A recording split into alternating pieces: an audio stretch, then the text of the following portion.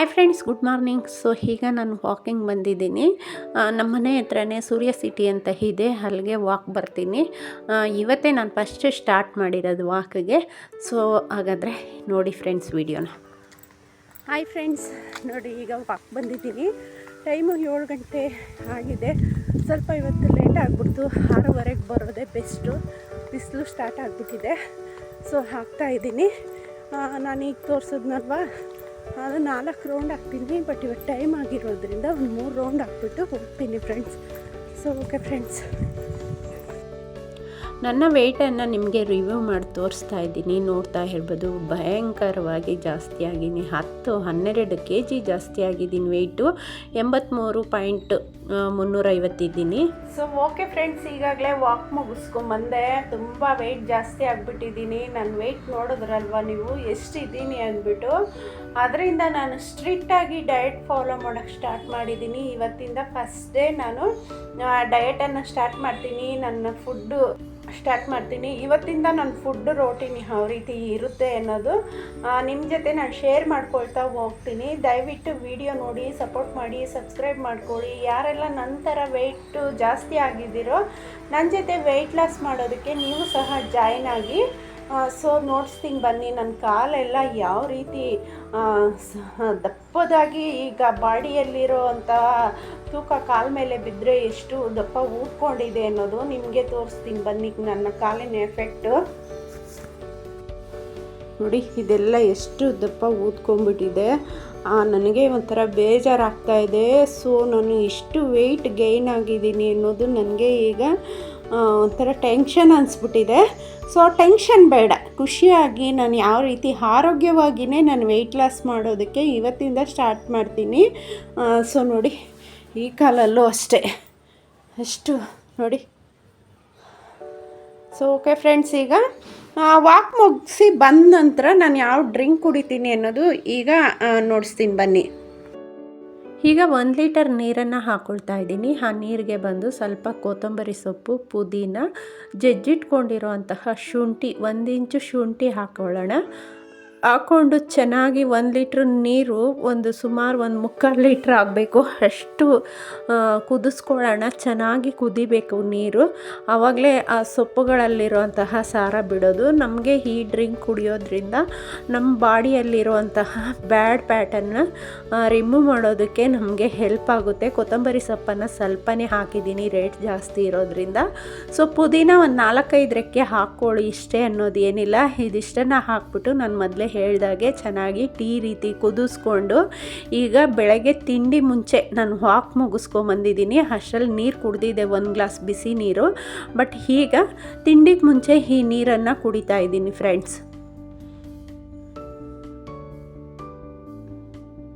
ಈಗ ಈ ನೀರು ಕುಡಿದಿದ ತಕ್ಷಣ ನನಗೆ ತಿಂಡಿ ಏನಂದರೆ, ಸ್ವಲ್ಪ ನಾನು ಕಾರ್ಬೋಹೈಡ್ರೇಟ್ ಕಮ್ಮಿ ಮಾಡ್ತಾ ಇದ್ದೀನಿ.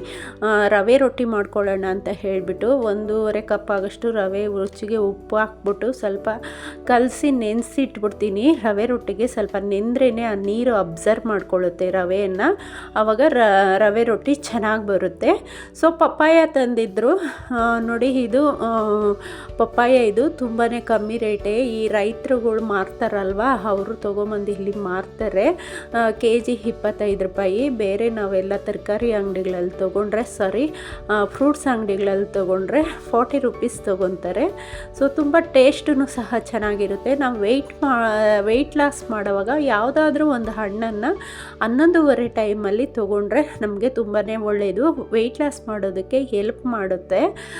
ಸೊ ನಮ್ಮನೇಲಿ ಇವತ್ತು ಪಪ್ಪಾಯ ಇತ್ತು. ಪಪ್ಪಾಯವನ್ನು ಮೊದಲೇ ನಾನು ಕಟ್ ಮಾಡಿ ಇಟ್ಬಿಡ್ತೀನಿ. ತಿಂಡಿ ಮಾಡೋ ಅಂಥ ಟೈಮಲ್ಲೇ ಕಟ್ ಮಾಡಿ ಇಟ್ಬಿಟ್ರೆ ಮನೆಯವರು ಅಷ್ಟೇ, ಮಗಳು ಅಷ್ಟೇ ನೋಡಿಬಿಟ್ಟು ತಿಂತಾರೆ. ಅದನ್ನ ಕಟ್ ಮಾಡದೆ ಹಾಗೆ ಇಟ್ಬಿಟ್ರೆ ಹಾಗೆ ಇದ್ಬಿಡುತ್ತೆ, ಕೆಟ್ಟೋಗ್ಬಿಡುತ್ತೆ. ಸೊ ಅವರಾಗಿ ಅವರು ಇಷ್ಟಪಟ್ಟು ತಿನ್ನೋದಿಲ್ಲ. ಕಟ್ ಮಾಡಿ ಎದುರುಗಡೆ ಕಾಣಿಸಿದ್ರೆ ತಿಂತಾರೆ ಅಂತ ಹೇಳಿಬಿಟ್ಟು ಕಟ್ ಮಾಡಿ ಇಟ್ಬಿಡ್ತೀನಿ. ಅವ್ರು ತಿಂಡಿ ಮುಗ್ದಿದ ತಕ್ಷಣವೇ ತಿಂತಾರೆ. ಬಟ್ ಆದರೆ ನಾನು ಡಯಟ್ ಮಾಡೋದ್ರಿಂದ ಎಲ್ಲನೂ ಸಹ ಟೈಮ್ ಟೇಬಲ್ ಪ್ರಕಾರನೇ ನಾನು ತಿಂತೀನಿ. ಈಗ ರೊಟ್ಟಿ ತಿಂದ್ಬಿಟ್ಟು ಆಮೇಲೆ 11:30ಗೆ 1 ಬೌಲು ಜಾಮೂನ್ ಕಪ್ಪಲ್ಲಿ 1 ಬೌಲ್ ಆಗೋಷ್ಟು ಪಪ್ಪಾಯವನ್ನು ತೊಗೊತೀನಿ ನಾನು. ನೋಡಿ ಅವ್ರಿಗೆ ಖಾರ ಪೊಂಗಲ್ ಮಾಡಿದ್ದೆ. ಸೊ ಅವ್ರು ತಿಂತಾರೆ. ನಾನು ಸ್ವಲ್ಪ ರೈಸನ್ನು ಆದಷ್ಟು ಅವಾಯ್ಡ್ ಮಾಡಿ ಸ್ವಲ್ಪ ಬೇಗನೆ ವೆಯ್ಟ್ ಲಾಸ್ ಮಾಡೋಣ ಅಂತ ಹೇಳಿ ರೈಸನ್ನು ಏನು ತೊಗೊಳ್ಳೋದು ಬೇಡ ಅಂತಲೇ ಹೇಳಿ ಒಂದು ರೊಟ್ಟಿಯನ್ನು ಮಾಡ್ಕೊಳ್ತಾ ಇದ್ದೀನಿ. ಎಣ್ಣೆನೂ ಸಹ ನಾನು ಹಾಕ್ಕೊಳ್ತಾ ಇಲ್ಲ ಜಾಸ್ತಿ, ನೀರಲ್ಲೇ ಚೆನ್ನಾಗಿ ತವದ ಮೇಲೆ ಸ್ಪ್ರೆಡ್ ಮಾಡಿ ಆಮೇಲೆ ರೊಟ್ಟಿಯನ್ನು ಹಾಕ್ಕೊಂಡಿದ್ದೆ. ತುಂಬ ಚೆನ್ನಾಗಿತ್ತು, ಕರಮ್ ಕುರುಮ್ ಅನ್ನೋ ಥರ ಇತ್ತು ರೊಟ್ಟಿ, ಸೂಪರಾಗಿತ್ತು. ನೀವು ಒಂದು ಸಾರಿ ಈ ರೀತಿ ಟ್ರೈ ಮಾಡಿ. ಸೊ ಹಾಗೆಯೇ ನಾನಿವತ್ತು ವೆಯ್ಟ್ ಲಾಸ್ ಜರ್ನಿ ಮಾಡೋದು ಫಸ್ಟ್ ಡೇ ಆಗಿರೋದ್ರಿಂದ ಸ್ವಲ್ಪ ಲೇಟಾಗೂ ಎದ್ಬಿಟ್ಟೆ. ಸೊ ಚಟ್ನಿ ಪುಡಿ ಹಾಗೆ ಸ್ವಲ್ಪ ಉಪ್ಪಿನಕಾಯಿ ಹಾಕ್ಕೊಂಡಿದ್ದೆ. ತಿಂದಿದ ನಂತರ ನೋಡಿ ನಾನು 9:30ಗೆ ತಿಂಡಿ ಮುಗಿಸ್ಕೊಂಡೆ. 10 ಗಂಟೆಗೆ ಬಿಸಿ ನೀರನ್ನು ಕುಡೀರಿ. ನಾನಿದು ಪುದೀನ ಎಲ್ಲ ಇತ್ತಲ್ವ, ಸೊ ಅದನ್ನು ವೇಸ್ಟ್ ಮಾಡೋದು ಬೇಡ ಅಂತ ಅದಕ್ಕೆ ನೀರು ಹಾಕಿ ಇಟ್ಟಿದ್ದೆ. ಆಮೇಲೆ 11:30ಗೆ 1 ಬೌಲ್ ಆಗೋಷ್ಟು ಪಪ್ಪಾಯ ತೊಗೊಂಡೆ. ಮಧ್ಯಾಹ್ನ ಊಟಕ್ಕೆ ಚಪ್ಪರದ ಅವರೆಕಾಯಿ ಪಲ್ಯ, ಹಾಗೆಯೇ ಪಾಲಕ್ ಸೊಪ್ಪು, ಮೊಸೊಪ್ಪು, ಮುದ್ದೆ, ಹಾಗೆಯೇ ಸೌತೆಕಾಯಿ, ಇದಿಷ್ಟನ್ನು ನಾನು ತೊಗೊಂಡಿದ್ದೆ. ಆ್ಯಂಡ್ ನೆಕ್ಸ್ಟು ಬಂದು ನೋಡಿ ಇಷ್ಟೆಲ್ಲ ಮಧ್ಯಾಹ್ನ ಕೆಲಸ ಮುಗೀತು. ನೈಟಲ್ಲಿ ಅಡುಗೆ ಮನೆ ಎಲ್ಲ ಕ್ಲೀನ್ ಮಾಡಿ, ಮಧ್ಯಾಹ್ನನೇ ಸಾಂಬಾರು ಮಾಡಿರ್ತೀನಲ್ವ, ಅಡುಗೆ ಮಾಡೋ ಕೆಲಸ ಏನಿಲ್ಲ. ಅಡುಗೆ ಮನೆ ಎಲ್ಲ ಕ್ಲೀನ್ ಮಾಡಿ ನಾನು ಲಾಸ್ಟಲ್ಲೇ ಊಟ ಮಾಡೋದು. ನನಗೆ ಕುತ್ಕೊಂಡು ಆರಾಮಾಗಿ ಊಟ ಮಾಡಿದ್ರೆ ಒಂದು ರಿಲ್ಯಾಕ್ಸ್ ಅನಿಸುತ್ತೆ. ಅದರಿಂದ ಫಸ್ಟ್ ಅಡುಗೆ ಮನೆ ಕ್ಲೀನ್ ಮಾಡ್ಕೊಂಬಿಡ್ತೀನಿ. ಈಗ ನೋಡಿ ನಾಳೆ ಬೆಳಗ್ಗೆಗೆ ಸ್ವಲ್ಪ ಜೀರಿಗೆ, ಮೆಂತ್ಯ, ಹಾಗೆಯೇ 1 ಇಂಚು ಚಕ್ಕೆ, ಧನಿಯಾ, ಇದಿಷ್ಟನ್ನು ನೆನೆಸಿಟ್ಬಿಡ್ತೀನಿ ನೈಟಲ್ಲೇ. ಓವರ್ ನೈಟ್ ಪೂರ್ತಿ ಅದು ನೆನಿಲಿ ಅಂತ ನಾಳಿನ ವೀಡಿಯೋದಲ್ಲಿ ಅಪ್ಲೋಡ್ ಮಾಡ್ತೀನಿ. ಈ ನೀರನ್ನು ಯಾವ ರೀತಿ ತೊಗೊತೀನಿ, ಯಾವ ರೀತಿ ಆಗುತ್ತೆ ಅನ್ನೋದು ನಿಮಗೆ ಇದ್ರ ಬಗ್ಗೆ ನಾಳಿನ ವೀಡಿಯೋದಲ್ಲಿ ತಿಳಿಸ್ಕೊಡ್ತೀನಿ. ಇದನ್ನು ಮುಚ್ಚಿಟ್ಬಿಟ್ಟು ಹಾಗೆಯೇ ಸಬ್ಜಾ ಸೀಡ್ಸನ್ನು ಸಹ ನೆನೆಸಿಟ್ಟಿದ್ದೀನಿ. ಇದಿಷ್ಟನ್ನು ನೆನೆಸಿಟ್ಬಿಟ್ಟು ಆಮೇಲೆ ನಾನು ಊಟಕ್ಕೆ ಕೂತ್ಕೊಳ್ತೀನಿ. ಎಲ್ಲ ಕೆಲಸಗಳನ್ನು ಮುಗಿಸಿ ಆಲ್ಮೋಸ್ಟ್ ಇದು ನಾವು ನೈಟು ಡಿನ್ನರನ್ನು ಸ್ವಲ್ಪ 7:30ಗೆ ಮುಗಿಸ್ಬೇಕು. ಬಟ್ ನಾನು ಹಿಂದಿನ ಅಭ್ಯಾಸ ಏನಿದೆ, ಕೆಲಸ ಎಲ್ಲ ಮುಗಿಸಿ 8 ಕಾಲಕ್ಕೆ ತಿನ್ನೋದು, ಅದರಲ್ಲೇ ತಿಂತಾಯಿದ್ದೀನಿ.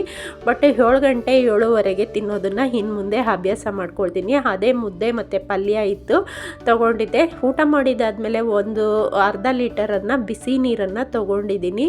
ಸೊ ಓಕೆ ಫ್ರೆಂಡ್ಸ್, ಇಷ್ಟೆಲ್ಲ ನನ್ನ ಡಯಟ್ ಡೇ ಇವತ್ತಿತ್ತು. ನಾಳಿನ ವಿಡಿಯೋ ಮತ್ತೆ ನೋಡೋಣ.